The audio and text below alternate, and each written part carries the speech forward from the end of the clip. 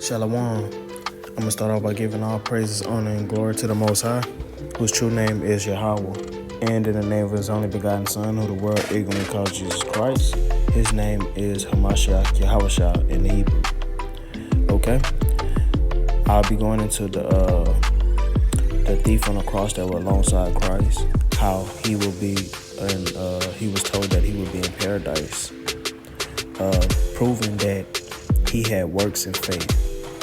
I'll be starting off in Luke chapter 23 in verse 32.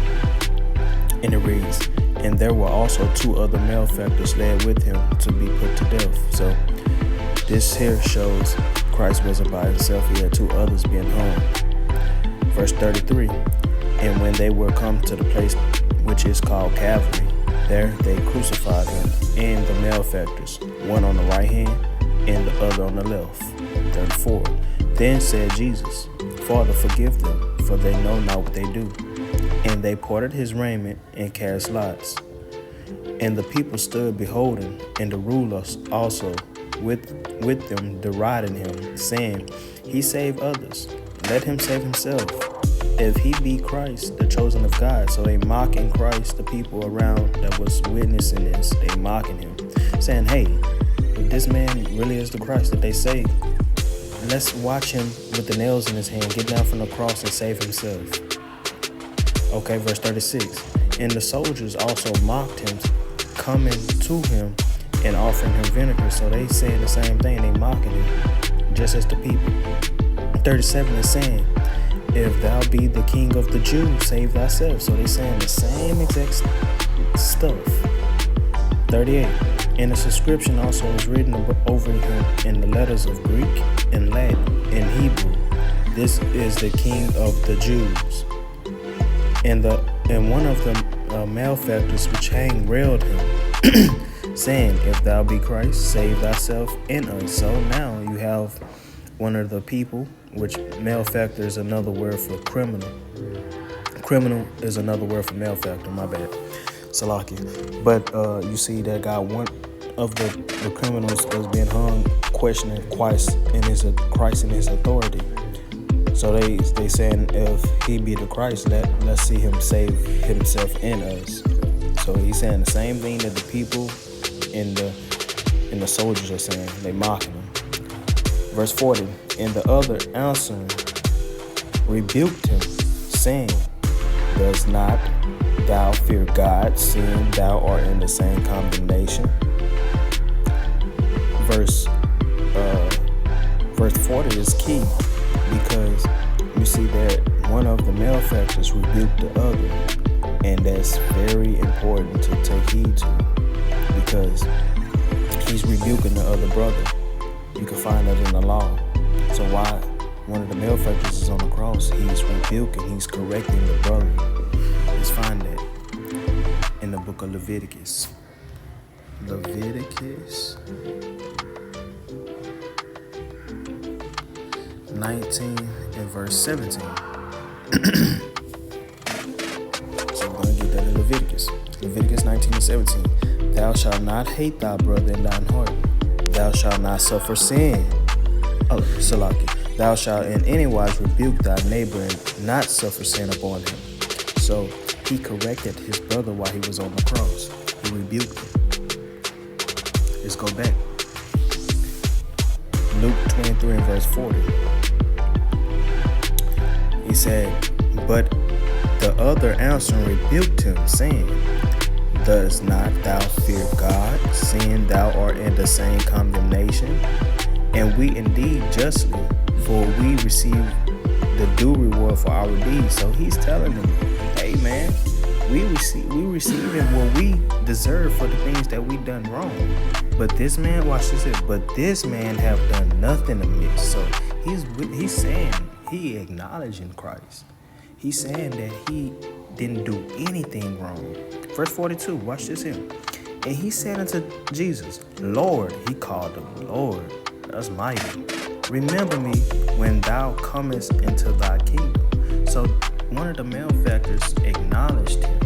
He acknowledged who Yahushua is. He acknowledged him as Lord. That's important. Let's get that in 1 John.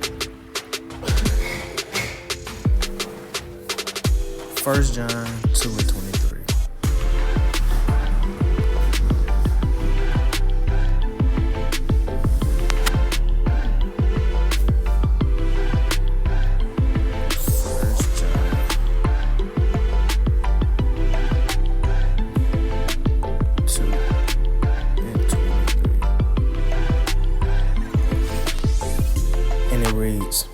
Whosoever denied the Son, the same have not the Father. But he that acknowledged the Son hath the Father also. So we see that he acknowledged Christ. So when he acknowledged Christ, the malefactor that was on the cross, he had the Father, equivalent to the kingdom, equivalent to paradise. Watch this here. Let's go back to Luke. That was Luke 23 and verse 42. Let's go back there. So he said, and he said unto Jesus, Lord, remember me when thou comest into thy kingdom. So he called him Lord. He acknowledged him. That's mighty. That's important. Okay. So let's go to the next verse, 43. And Jesus said unto him, verily I say unto thee, today shalt thou be with me in paradise. So Yahushua acknowledged. He said, Lord. He rebuked the brother. And then he called me Lord. That's mighty. That's mighty. So he told him that he will be in paradise with him, because that proved that man he had works.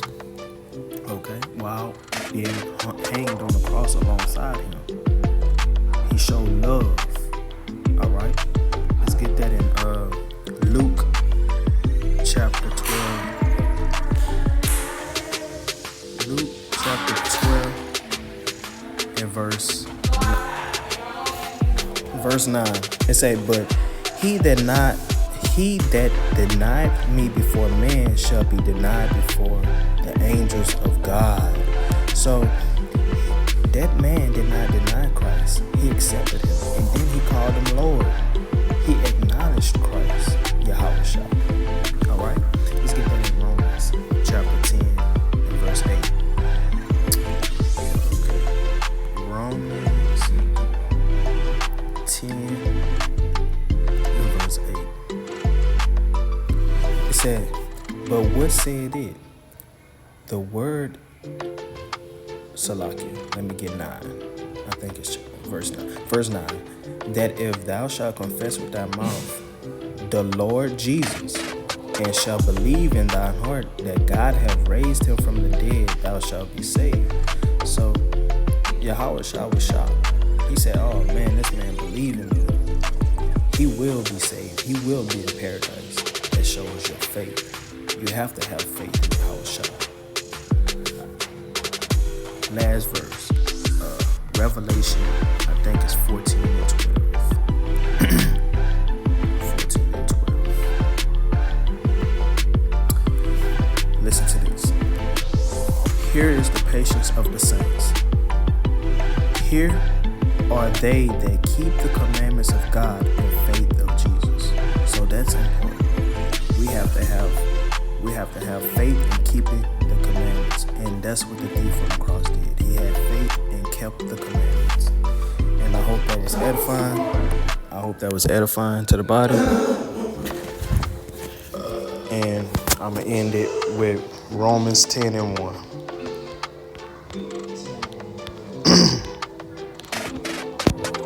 Romans 10 and 1. It said, Brethren, my heart's desire and prayer to God for Israel is that they might be saved. And with that, I say Shalom, family.